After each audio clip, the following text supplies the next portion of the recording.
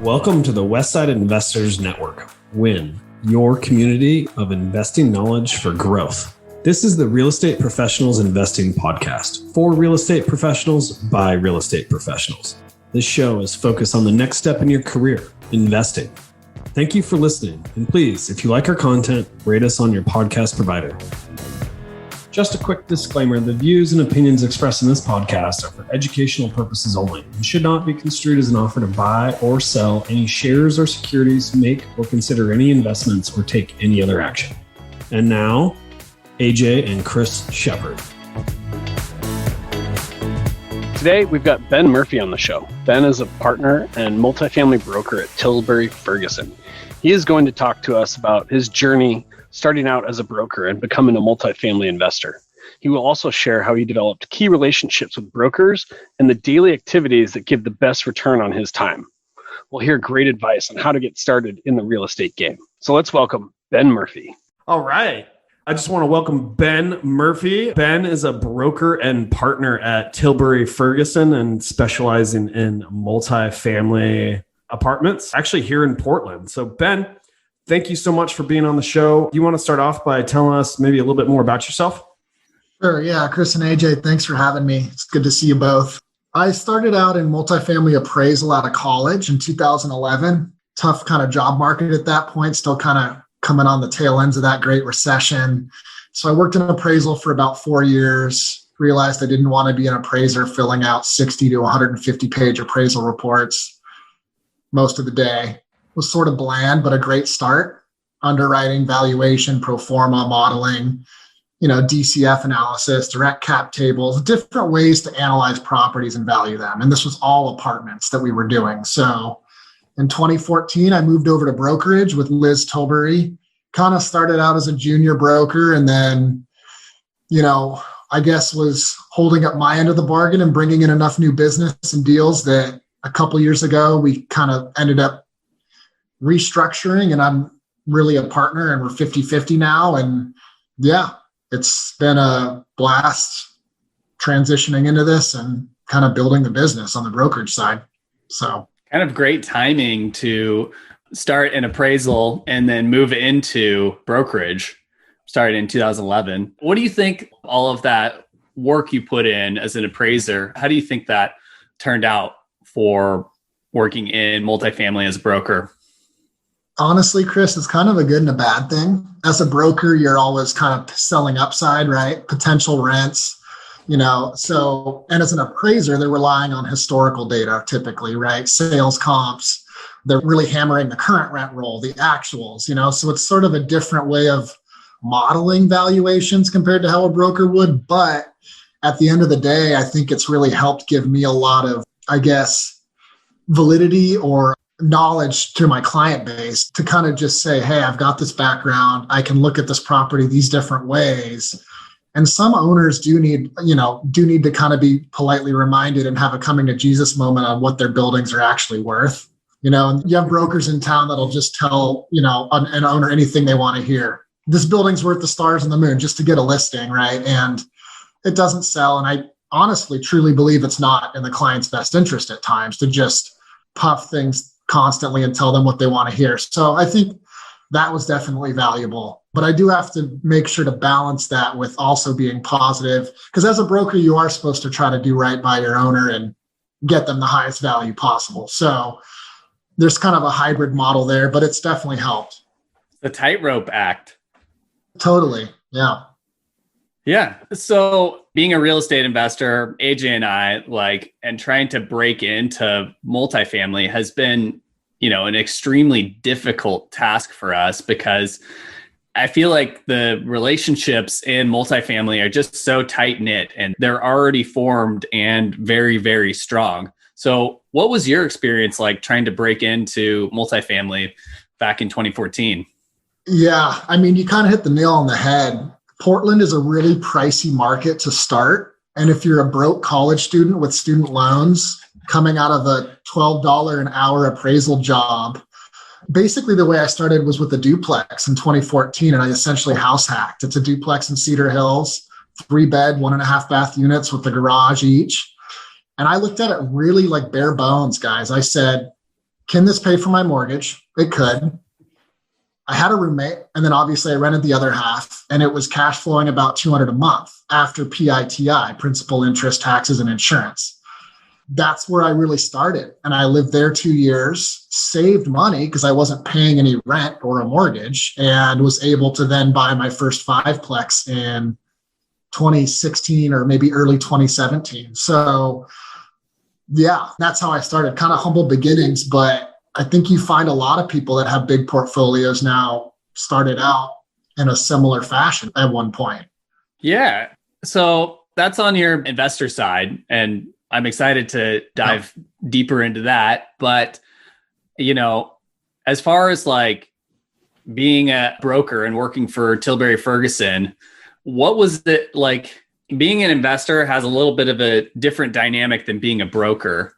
And I know that brokers in the multifamily market, or just like sector of real estate, like the relationships with apartment owners and with apartment buyers are like the golden geese out there or so. So what do you feel like is a key to success in developing those relationships? Well, I think number one is just integrity. I think there's a lot of brokers in our market, Portland specifically, and I won't name specific shops. It's a small town, right? But they, I kind of hit on this a little earlier. It's just providing good customer service, staying in touch with people, and handling a transaction like you're the buyer or you're the seller. I think if you can put yourself in their shoes as a broker, that's huge, because it's easy as a broker when you're getting paid a fee at the end of the day to kind of like think about the commission and forget about what this might mean to the buyer or the seller, whether it's a credit or whether it's, something that came up with a loan that's an issue or something during the inspection process. So I think really trying to relate to them and put yourself in their shoes is the most important part of being a successful broker and kind of setting yourself apart from others. And to develop those relationships with those owners, that's what I've focused on. And it's helped me sort of earn that repeat business, right? It's hard. Everybody has buyers. That's what's so funny about our market. And in Oregon, you have disclosed limited agency. So a lot of brokers are representing buyers and sellers. So it's always harder to get a seller. And to get the repeat sellers who come back to you, I've found is that if you just act with integrity and honor and really sort of put the money and the fee aside, people appreciate that. Yeah. I think my brother was asking too, back in 2014 or when you got started, like what sort of, you've gotten to this point now where you've built this good brokerage business, but like, it wasn't all just sunshine and butterflies to start out. So of like, what did that journey look like in the brokerage field? And my kind of question would be like, what daily activities kind of gave you the best return on your time investment? As a broker, you don't get paid until like that commission, like in the end. So it's kind of really hard to determine like during that, other 6 months that you're not having that deal go through or like whatnot, like what is the best return on your time? Sure. Yeah. When I started out with Liz, I had a very modest base salary. I think it was like $30,000 a year. And then I was earning 5% of each commission or something like that. I don't remember the specifics, but what I got into really quickly is just cold calling, and you just hit the phones really hard every day. And it doesn't have to be, hey, owner, do you want to sell? Hey, owner, do you want to buy? Or, pressuring that way, but just have a conversation with them. And I got into a routine. And what I did is I told myself the first 3 years in brokerage, I believe it was 15 new calls a day or 15 new contacts a day.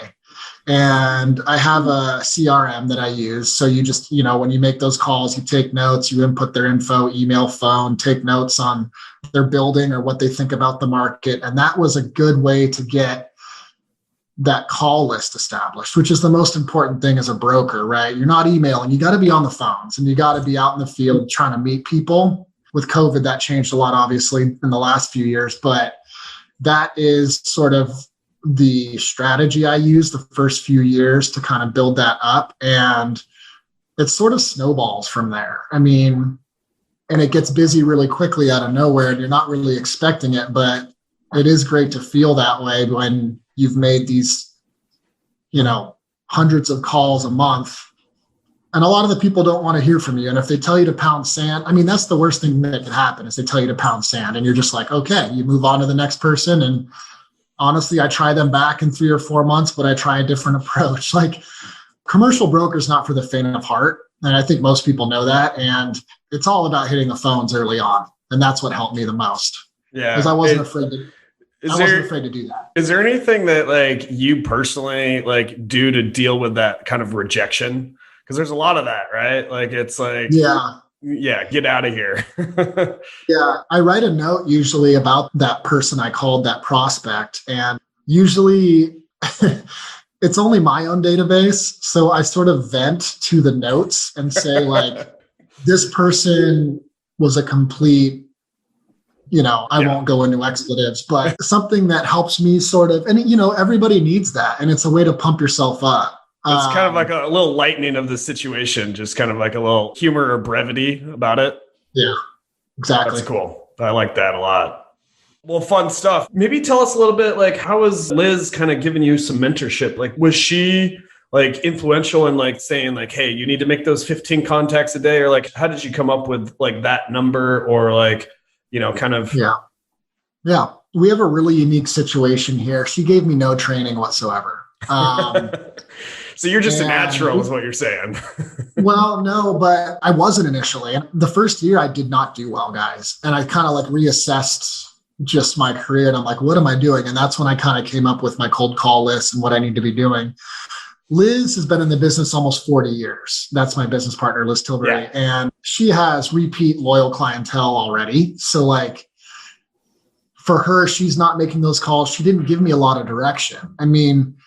She basically said cold calling is good. I used to do it, but she didn't give me much guidance or a strategy or steps. You can start out with like Marcus and Millichap in Portland and you get all the training in the world and that works for certain people. For me, I'm pretty self-motivated and self-driven and creative. I was comfortable with the setup with Liz of kind of coming in and finding out my own ways to be successful. And I think at the end of the day, it worked out in my interest better for the type of person I am. I don't really resonate with that boiler room mentality where they put names up on a chalkboard, write down your calls or your prospects. Like that's not my thing. So I use CoStar and some other things and export to Excel. It's kind of an old school way of doing it. And then I create my own CRM with my prospecting list, but I didn't have a lot of guidance or direction from her. Yeah. Was it just a bunch of trial and error of getting there or certainly there's some iterations. Like you're obviously very successful. So I think some of our listeners are kind of in that spot where they may want to try commercial brokerage or they may want to try residential brokerage. And like, I think that, whenever someone faces adversity, the steps that they take to kind of overcome it. And like, for me, I'm listening to you and it really sounds like those first few years were tough. Like, that's just got to be hard facing that from day to day and not knowing what's coming next. Yeah, they were tough. And we have, just to give you a little idea, we have, what is it? 5 figures of overhead a month, right? Because we have an assistant and rent and stuff to pay. And anyway, so, that was always in the back of my mind. But I guess the way I overcame some of those obstacles, guys, is I took really good notes in this platform that I use for prospecting. And I figured out a way to identify what wasn't working. And I put that in writing and it kind of helped me sort of self-reflect on what's not working. So when I make the next call, and it's all about prospecting when you're starting out, you just got to be on the phones. So when I make the next call, I don't repeat that same mistake, right? Repeating that over and over is the definition of insanity. And you learn really quickly, like if people aren't talking and they're hanging up on you pretty quickly, you're not doing something right. And the first year or so that was happening to me more often than it does now. So I just, steady incremental room for improvement and figure out what's not working and just get people talking. I think that's the biggest thing. Whether it's talking about their rents or their vacancy or the crazy legislation we have in the state or how we don't have enough housing. There's various ways to get an owner to open up and you kind of like learn to massage that. And it's funny, like you get them talking and it's like, oh, this isn't going towards a sale at all. But they'll come back to you in like 3 months, or out of the blue, they'll mention, oh yeah, let me send you this. I want a broker price opinion. If you just get them to talk. Yeah. First. I've heard it described as like kind of like a cave, and like you're in there with a light, and like you're like shining the light on these like kind of crevices and trying to get, just someone to talk a little bit. Yeah. Ben, were there any other brokers during the time when, that may not have made it when you were working with Liz that came in? No, it's only been her and I since I've started. There have been 2 people who have gone through in a similar position to me with Liz, probably 5-10 years before I started, 2 different gentlemen who were here maybe a couple years each. So that is kind of interesting to me, I guess, looking at that. I never thought about that, but maybe they didn't have enough guidance. I mean, my setup is not regimented at all. So I think it's not for the faint of heart. Like certain people need to kind of be told what to do, or need to have other people in the office. We don't have a big office. There's 3 of us. It's me and Liz and our like office manager. So I think self-motivated kind of people who can be creative and get in and know what they want to do and have a plan for that every day. We don't have a lot of training heads on. So maybe that's why those last few people, it didn't work out for them long term. Yeah. I mean, I'm really intrigued, like how with 2 people before you who weren't able to make it successful, how do you think that you made it happen? I think patience is a big thing. Liz is amazing. She's been doing this almost 40 years, but, she is a bit older. She's not very tech savvy. She, has her routine, and she's not retired by any means, but she's working a much more flexible schedule than most brokers. And, I think being able to kind of help her with things and handle her like issues that she needs, because she does need help on stuff, is I think the patience that I have with her, maybe not everybody, these other people might have had. But the way I look at it, I'm looking at it in the long game. And she's been in the market almost 4 decades. She went through the savings and loan crisis in like the late 80s. That's who I'm learning from, right? She's seen she's done wraparound mortgages because interest rates were 15%. You don't get a lot of people like that anymore. There's a lot of turnover in this business, and I'm looking at it in the long game of like, she's got these 3rd generation clientele who's now has the 4th generation working, and I'm closer in age too. So I figure if I'm taking an hour out of my day to spend more time with Liz or help her with things, which can be aggravating at times, like whether it's, her email or phone stuff or pro forma or Excel stuff, I'm happy to help, because I think what she's allowing me or giving me in return is a totally fair trade. But I don't think everybody really maybe has that long view. Yeah. Do you think part of your success kind of in this position as well is because you're also a real estate investor, like having that safety net, knowing that like your mortgage is covered, and like whether you're successful or not at the, the brokerage business, like you're still kind of taken care of or able to take care of, That definitely helps. But AJ, I didn't have any real estate when I started, but I think, yes, having that insulation now has helped, not having to worry about that for sure.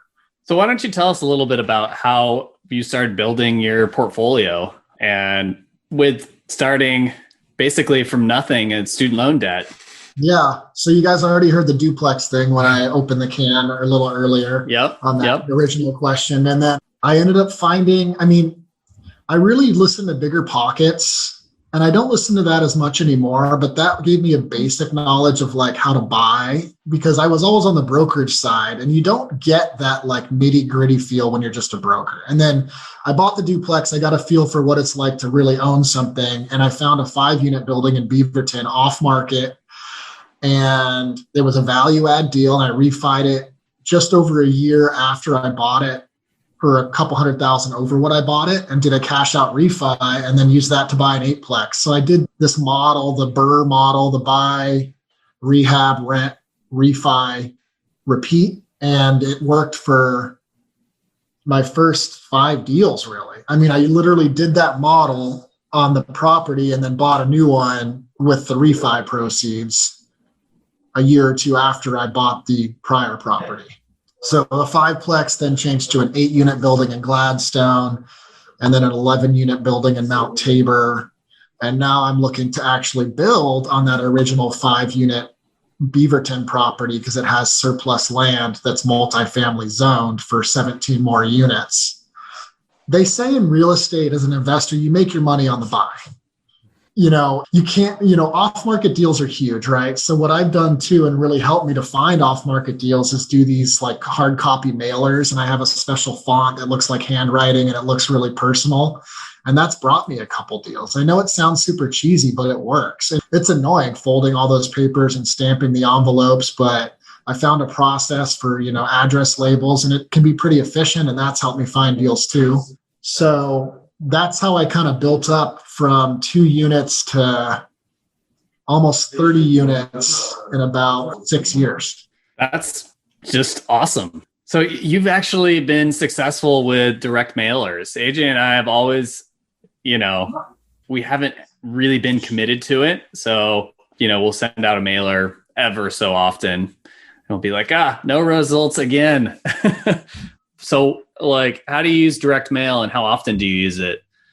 I'm going to reveal all my secrets here, Chris. I've done 2 major mailers, and I think they were like maybe 500 envelopes each. And I actually used, this isn't a secret, I used the bigger pocket. There's like a font thing you can use through this Bigger Pockets website. I forget where it is, what the extension is, but it's a font that looks like I wrote it. It's pretty realistic. And I try to make the letter as personable as possible. And I found I'm a young guy trying to start out originally it was plexes. I want to build a Murphy family plex buyers is kind of what I put on there. And I just tried to make it personal. And on the first mailing of 500 or so owners, I think I got maybe 3 or 4 emails, like 2 calls, and like 1 response in writing, which isn't much, but one of those turned into an 8-plex deal in Gladstone that I bought. And it was a really nice value add property. So I guess I looked at the time I spent on those envelopes, which was maybe, 5 hours. But I bought a building that I could add $300,000 of value to in the first year. Seems like a pretty good return on investment for me. That's a very nice ROI. Do you think that being a broker in multifamily has helped you source off-market deals? It has. Yes, it definitely has. It's also been a little bit of a challenge too, because there's sort of a conflict at times and people don't tell you that. But you do have to walk the fine line as a broker of when you talk to an owner, are you talking to them to sell or buy? And if, you usually want to disclose right away you're a licensed broker, because there's a lot of weird stuff that goes in our market and wholesalers that are flipping deals, and it's not really ethical in my opinion. So I'm really upfront with owners about, I'm a commercial broker, I sell apartment buildings, but I'm also building up my own portfolio. And, if I'm buying something and having a buyer pay my fee, I usually bring that up, and it's fine as long as you disclose it, but it has been a challenge. But as far as prospecting and selling out mailers, I do even call owners at times if I have the time to do it, to see if they would potentially consider selling at some point. If it's a property near one that I already own, I'm not afraid to do that. So the brokerage side, it's really helped with that for sure. So one of our struggles with multifamily is just developing relationships in, the sector to where, if we put an offer in, even if it's the highest offer for a property, we still might not get it. The offer might be higher than everyone else's. And, there's still situations where kind of not having those relationships or, not being established in the marketplace, that it makes it really tough to break into. Do you have any insights kind of with that?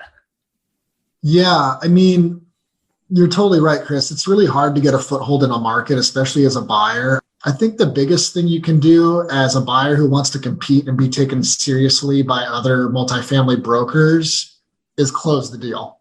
Don't tie it up and don't perform, because most brokers have an A, B, and C list for buyers. And, most of my buyers are in the B list. I'd say 10% are in the A, and then the rest are in the C. And it's such a tight market. Everybody has so many buyers, right? It's very often that the broker represents the buyer and the seller, which is fine. So I would say for you, to the extent you can do very limited due diligence, offer as much earnest money up front as possible, maybe even release the earnest money. I mean, there's different strategies you can go about in your offer to set yourself apart from other buyers.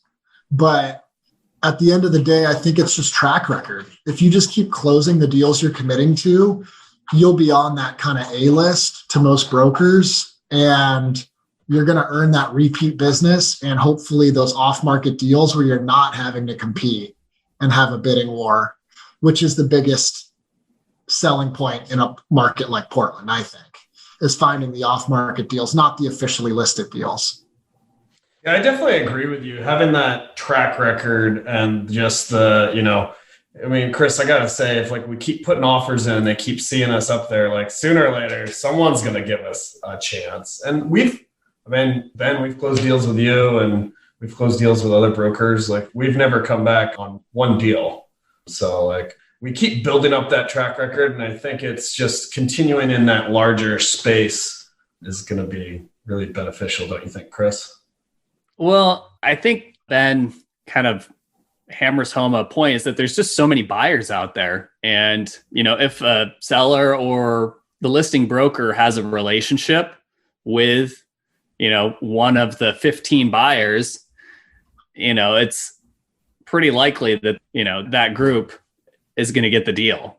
And so I honestly feel like as an investor, working with the broker who is well established and has those relationships, and then as well, as the investor as well, to be taken seriously in multifamily, you need to build those relationships as the investor and as a buyer. It's something that when we started out buying single family homes and duplexes and fourplexes, you could be relatively unknown, but to be able to break into 50 or 100 unit apartment complexes, there needs to be some sort of brand, some sort of track record, and, and you need to be working with highly qualified professionals. Definitely. What's also happened is, and you two are seeing this, the syndicators, the institutional capital has gotten smaller and smaller. And these people have huge funds, right? So they can write really strong terms and stuff. So as you guys scale, which I know you will, you're both super successful, you're going to be butting up against that. So just don't let it discourage you, because you can make your own way. For example, you've closed 3 deals with us and you're a pleasure to work with. When we do another deal together, one of the first things that's going to come out of my mouth when I'm talking to the seller, our client, is we've closed 3 really hairy deals with these guys and they performed. And that carries a lot of weight. Versus a buyer that, there's a lot of people just kicking tires out there and looking for a deal. And they're not, they're kind of looksy-loos, right? And you guys have put your money where your mouth is and closed on 3, I think, deals that had a lot of hurdles with them. So if I have a 50 unit building, that's a nice value add deal that probably has hair on it, which most buyers want right now. I'll feel better about bringing that to you with that track record kind of to share with the owner. Yeah. So what's your advice to someone who doesn't have the track record and doesn't have, the relationships built up quite yet? I would say if you're starting out small like I was, find a really good single family broker that you trust. The challenge is if you're buying a duplex to a fourplex and it's on the RMLS or something, it's just so competitive because there's even more buyers the smaller your deal gets, right? So I'd say my biggest piece of advice is, is this for a broker or not? Any real estate professional. Yeah. If you want to find the off-market deals that are a screaming deal, you just got to hit the phones. And not everybody has that time. You guys run a management company, right? You have I think a construction arm. So you got to realize where your time's best, focused, and not everybody can do that. But that would be my advice with my experience for finding good deals that have some meat on the bone. Yeah. I know I don't know if that answers your question. Well, you got to buy right. All right. Well, we're getting on towards our time. So why don't we move on to our last four questions? Nice. I will start us off with the first one. What's one piece of advice you would give to your 25-year-old self? All right. Gosh, I would say my one piece of to my 25-year-old self. So what was I doing when I was 25? I was still in appraisal. I would say to not buy a really expensive car. Yeah. Yeah. What's the reasoning behind that? It's a depreciating asset. You buy a brand new, we all know this, but I don't know what it depreciates 20, 30% once you drive it off the lot, or maybe not that much, but it's a horrible investment. I have a lot of friends who've done it, and they work at Intel, Nike, some of those types of places, and it's fine for them, but I like assets that appreciate over time. And yeah. I like it. Well, if you get a loan on it as well, not only are you paying extra for a depreciating asset, but you're actually paying interest on top of that. And it's just a really tough way to build up assets. My wife thinks I'm crazy because I'm driving a 2016 Volkswagen Golf that's a stick shift, but I've got it paid off. So yeah. Great car. And the stick shift. That's my hero. All right. Well, what was your first entrepreneurial endeavor? In elementary school or middle school, I started a curb printing business for doing addresses for houses on curbs. So we would create the stencils and we'd go around. I'd literally walk around. We'd hang stuff on doors or knock on doors and say, because a lot of people's their address numbers aren't visible that well from the street. So we do it on the little curb where their driveway entrance is. And that was my first entrepreneurial endeavor. We've not heard that one before. No, that is a really cool idea. One lady was running a funeral home. So she was our first client because I think it was important that people knew where they were going for the services. So yeah. Yeah. Yeah. Wow. I might have to give that to my cousin. Yeah. All right. Well, I'm going to ask the next question, which is, how has your formal and informal training shaped your journey? I think the appraisal side of thing is great. I know how to value and underwrite apartment buildings, which is what I now sell. And that has been an amazing start to my career. The brokerage side of learning how to cold call, prospect, connect with owners, vibe with owners, get them to open up has helped me as an investor build up my real estate portfolio as well. So that's how I think those three things kind of all come together to sort of, I guess, it's a mutually beneficial relationship between starting out in appraisal, then going to brokerage, and then eventually also becoming sort of a part-time quasi real estate investor. Awesome. And our final question, what was your biggest mistake and what did you learn? I over-improved a unit in Gladstone and spent about $22,000 on it. It was a gut rehab. It was a 2-bedroom, 1-bath unit with washer dryer. And the tenant that we rented it to was a drug addict and a felon from Louisiana. And we had to evict. Luckily, it was in Clackamas County. If it was in Portland, it would have been a whole different story. But the unit was completely destroyed. And I learned screening and meeting the tenant in person is more important than ever. I also used to self-manage, which I no longer do. Tenant screening. That is a very big and unfortunate lesson to learn. I've also learned that the hard way, especially I think everybody investing's learned that the hard way. Yeah. My goodness. Well, cool. Ben, thank you so much. You're awesome. And just the insights into the multifamily world are so good to get. And you've got such vast knowledge there. So we really appreciate having you on. And yeah, let's do it again. Thanks, guys. Ben, thanks for coming on. If our audience wants to get a hold of you or anything, what would be a good way for them to get in contact with you? Yeah, I mean, phone or email is fine. You could just Google Tilbury Ferguson and my contact info is on our website. Perfect. So, yeah. Awesome. Great. Thank you for listening to this episode of the Real Estate Professionals Investing Podcast on WIN, your community of investing knowledge for growth. We hope that this episode has increased your knowledge and added value to your path to freedom. If you would, please take a second to rate us so that we can get more great investors to interview. If you or someone that you know wants to be on, please visit westsideinvestors.com and fill out our form to be on the show. Thank you again and enjoy your day.